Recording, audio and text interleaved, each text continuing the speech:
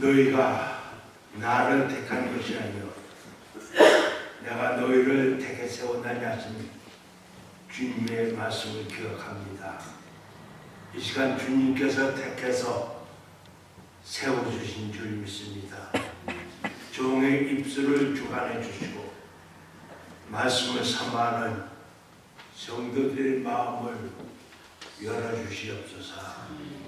우리 주 예수 그리스도의 이름 받들어 간구합니다. 아멘.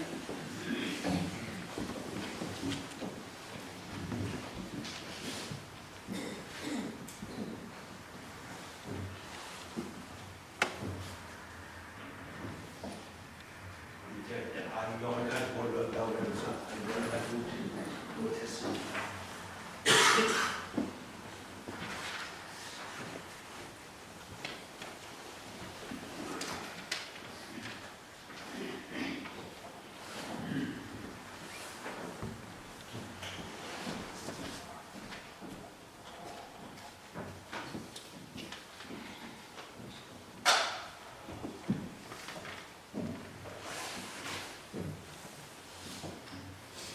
이 세상에는 종교가 많이 있습니다. 종교라고 자칭하는 그룹들이 수도 없이 많습니다. 그러나 계시 종교는 단 하나밖에 없습니다. 기독교를 계시 종교라고 합니다. 기독교가 계시 종교이기 때문에 다른 모든 종교와는 구별이 됩니다. 그런 것도 말씀드리겠습니다. 구약 성경에 보시면 하나님이 천지를 창조하시고 인간을 창조하시어 에덴 동산에 거처하게 하셨습니다. 그런데 인간이 잘못을 저지르고 하나님의 명령을 거역하고 나무 숲 사이에 숨어버렸습니다. 그때 하나님이 찾아오십니다. 하나님이 자기 자신을 계시하여 주신 것입니다. 인간이 하나님을 찾은 것이 아닙니다. 하나님이 자기 자신을 계시하여 주신 것입니다. 구약 성경에 보면 하나님이 인간을 찾아오신 일이 수없이 많습니다. 하나님께서 자기 자신을 계시하여 인간을 찾아오신 것입니다. 하나님께서 모세에게 나타나셨습니다. 모세에게 계시하여 주신 것입니다. 하나님께서 여호수아에게 나타나셨습니다. 여호수아에게 계시하여 주신 것입니다. 하나님께서 사무엘에게 나타나셨습니다. 하나님께서 자기 자신을 계시하여 주신 것입니다.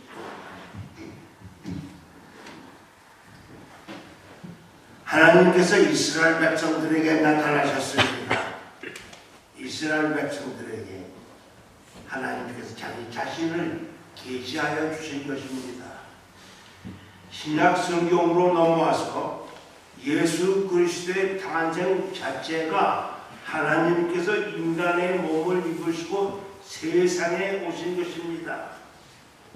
하나님께서 자기 자신을 세상에 계시하여 주신 것입니다. 우리 인간이 하나님을 찾은 것이 아닙니다. 하나님께서 인간을 찾아오신 것입니다. 이것은 신학적인 용어로 표시하는 것이 하나님께서 자기 자신을 인간들에게 계시하셨다라고 표시합니다. 하나님께서 인간 세상을 찾아오신 것이기 때문에 하나님은 인간 세상과 커뮤니티, 공동체를 이루셨던 것입니다. 그래서 기독교 교회는 어느 교회이든지 도시 속으로, 세상 속으로 들어가서 설립이 되었고, 불교의 사고는 산속으로 들어가 수양한다고 하고 인간 사회와 멀어졌습니다. 그래서 불교에서는 속세로 떠난다라고 말을 합니다. 그래서 속세로 떠난다라고 하는 말은 불교의 표현입니다. 그런데 최근에 와서는 불교가 기독교 교회를 흉내내고 있습니다. 사찰을 도시 속에다 짓고 세상과 관계를 맺으려고 합니다. 기독교 교회에서는 하나님을 찬양하기 위해서 찬송가를 부릅니다. 그런데 기독교 교회에서도 불교에서도 기독교를 흉내내서 찬불가를 부릅니다.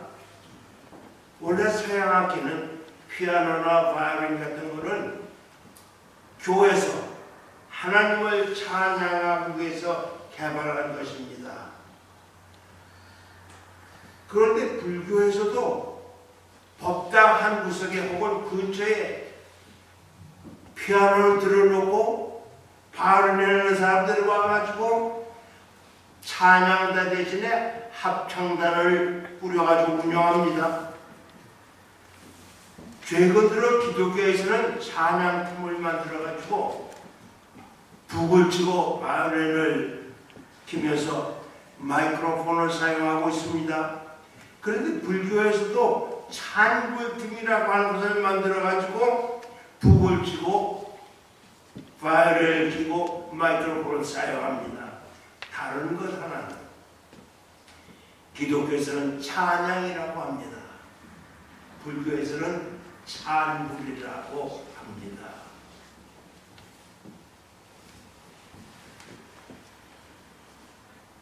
불교를 신앙하면서 피아노 혹은 바이올린을 심층 속에 들어갈 수 있을까요? 하나님을 섬기기 위해 가지고 그 신앙으로 깊이 들어가서 바이올린을 하고 피아노를 해야지 음악의 궁지, 심층까지 들어갈 수 있지, 영혼까지 들어갈 수 있지. 건물만 키고 마는 것은 불교에서 해가지고 건물만 키고 맡게 됩니다. 그건 분명히 우리가 무슨 하나님을 알고 하나님을 섬기고 봉사하고 이런 심층까지 들어가고 영혼까지 들어가야지, 영혼의 세계까지 들어가야지 바이올린으로 피아노로 성공할 수가 있습니다. 요즘은 기독교 교회에서는 처음부터 세상 속에 들어가 인간 속에 들어가서 인간 사회와 커뮤니티, 공동체를 이루고 발전해 왔다고 하는 것입니다. 그렇기 때문에 영적인 일뿐만이 아니라 세상 일에도 인간 사회 일에도 충실해야 된다고 하는 것입니다. 예수님께서 무엇이라고 말씀하셨습니까? 너희는 세상의 소금이니 소금이 만일 그 맛을 잃으면 무엇으로 짜게 하리오? 후에는 아무 쓸데없어 다만 밖에 버려 사람들에게 밟힐 뿐이니라. 너희는 세상의 소금이라고 했지 너희는 교회의 소금이라고 하지 않으셨습니다. 분명히 세상의 소금이라고 했습니다. 그래서 세상 속에 들어가 소금의 맛을 내야 하는 것입니다. 미국 개척 시대를 묘사한 서양 영화가 실제 이야기, 사실에 속한 서양 영화가 많이 있습니다. 사금을 캐는 광산에서 사금을 찾아가지고 서부로 올드러시라고 해가지고 캘리포니아 쪽으로 사람들이 많이 이주를 해갔습니다. 한 사금 광산에서 일어난 실제적인 일입니다. 산을 다이너마이트로 부수고 물을 흘려보내서 사금을 채취하는 회사가 이곳저곳에 많았습니다. 어머니 그 이웃에 사람들이 살고 있는데도 불구하고 주인이 없는 땅이라고 해서 산을 폭파시키고 물을 뿜어대서 사금을 채취하는 일이 많았는데 그 그러다니 정신이 없이 그 일만 하려고 환경이 파괴되는 것은 알아볼 곳이 없었습니다. 그야말로 율법천지였습니다. 그런데 그 조그만 동네에 교회가 하나 있었습니다.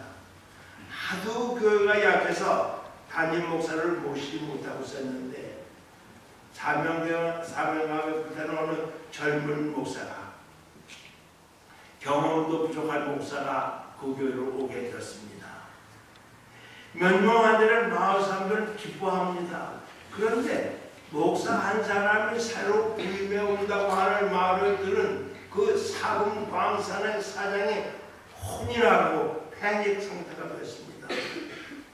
그래서 직원들이 왜 그러냐고 물어봤습니다. 그랬더니 그 사장이 하는 말이 저 목사 한 사람이 오면 세상이 바뀐다고 하는 것입니다. 이제 사금 광산이도 접을 때가 되는 것 같다고 하는 겁니다.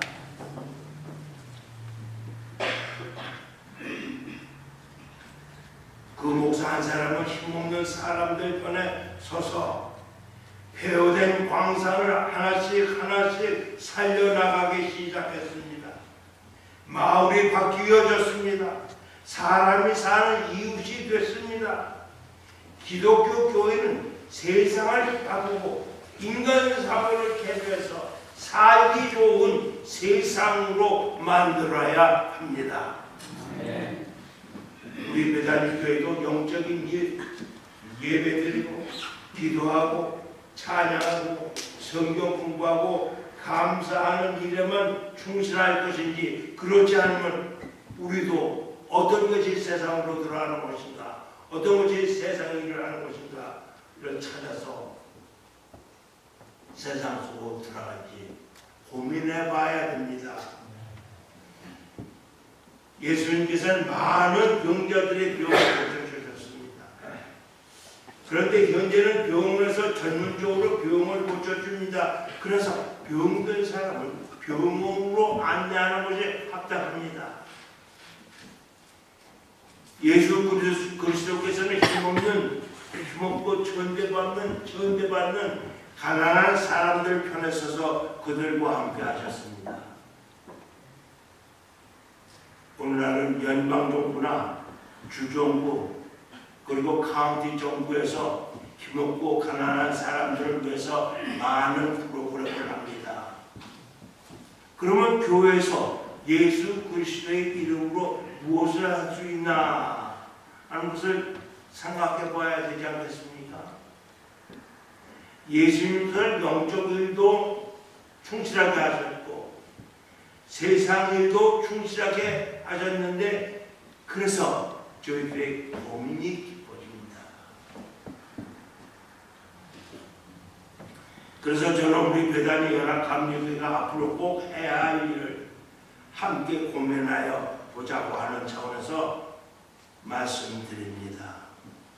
오늘 말씀드리려고 하는 것은 이제껏 말씀드린 것을 전제로 해서 오늘날의 교회상, 내일의 교회상을 말씀드리기 원합니다.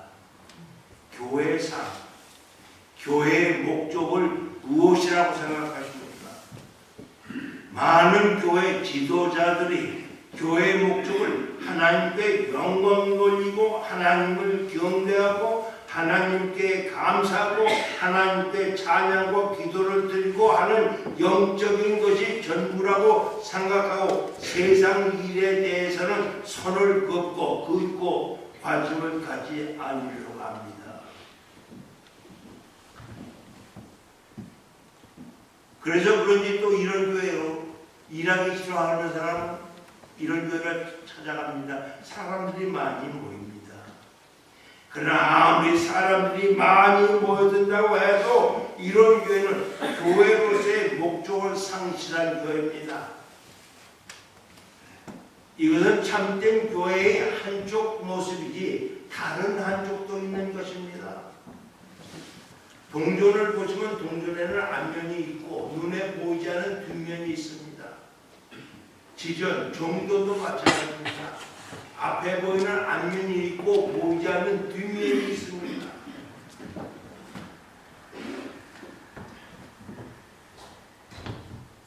예수님이 세상에 오셔서 어떻게 하셨습니까? 영적인 일에 충실하셨습니다. 세례를 받으시는 영적인 일에 충실하셨습니다.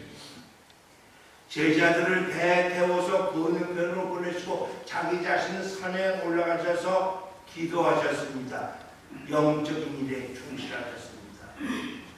크고 좋은 일을 앞에 놓고 기도하시고 크고 좋은 일을 지내시고 기도하시고 제자들을 가르친 일에도 충실하셨습니다. 이렇게 영적인 일에 충실하셨습니다. 그러나 안진뱅이를 걷게 하시는 일, 세상 일에도 충실하셨습니다. 병자들의 병을 고쳐주시는 일, 세상 일에도 충실하셨습니다. 불의를 보시고는 상을 엎으시는 일까지 하셨습니다. 세상 일에도 충실하셨던 것입니다. 교회로서 예배드리고 찬양하고 기도드리고 감사하고 성경 공부하는 것, 이런 영적인 일은 열심히 해야 됩니다. 그러나 하나님이 세상을 찾아오신 것처럼, 하나님이 자기 자신을 계시하여 주신 것처럼, 예수님이 세상에 오신 것처럼 저희들도 세상 속으로 찾아가지 않으면 이렇게 하면 교회가 변해야 합니다. 교회가 제도적으로 변해야 합니다. 저는 이 설교를 준비하면서 이 이야기가 과연 설교하기에 좋은 이야기인가 고민했습니다. 이것은 교회 정책을 의논하고 이런 교회 지도자들이 모인 자리에서 해야 되는 게 아닌가. 그러나 여러분이 아시다시피 은퇴하고 이런 사람이나 힘이 없습니다.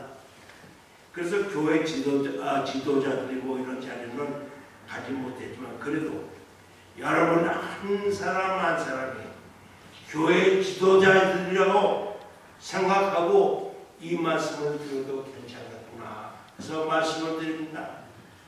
교회가 제도적으로 내적 외적으로 변해야 합니다. 여기서 제도적으로라는 말을 사용했습니다.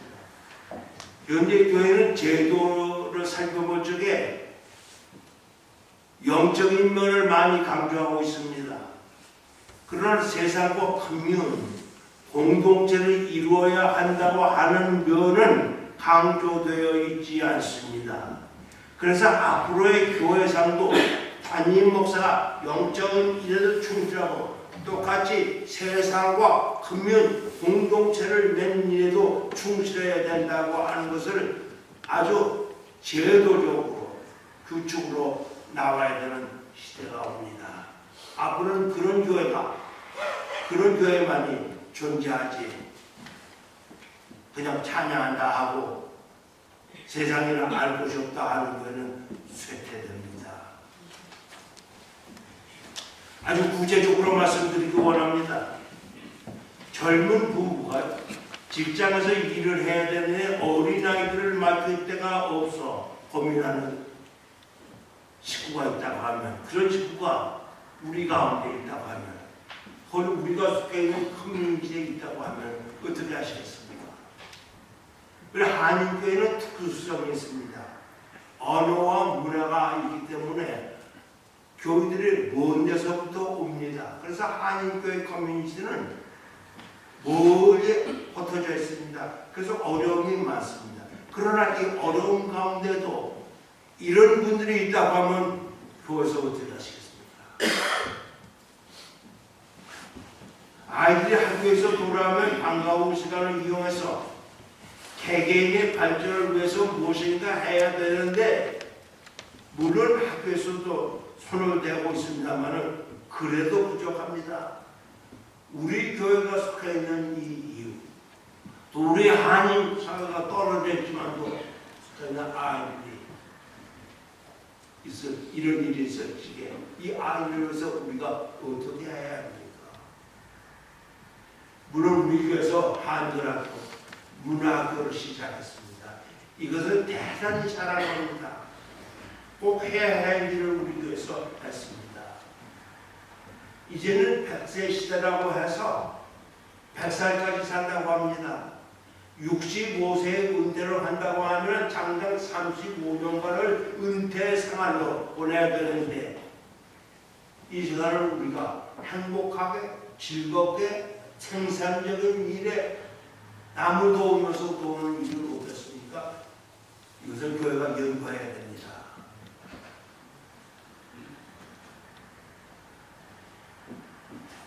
이상의 것을 말씀드린다고 하면 한마디로 말씀드린다고 하면 우리 교회가 커뮤니티 디벨롭먼트라고 하는 것을 염두에 두고 일을 해야 됩니다. 그것이 목회의 일부분으로 일을 해야 됩니다. 분명히 말씀드리는 것은 앞으로 우리 기독교 교회가 세상 속으로 들어가서 세상과 커뮤니 공동체를 이루고 활동하면 교회가 성장하고 교회가 생명이 늘어납니다. 이렇게 하지 못할 때는 교회는 쇠퇴하고 생명력이 없습니다.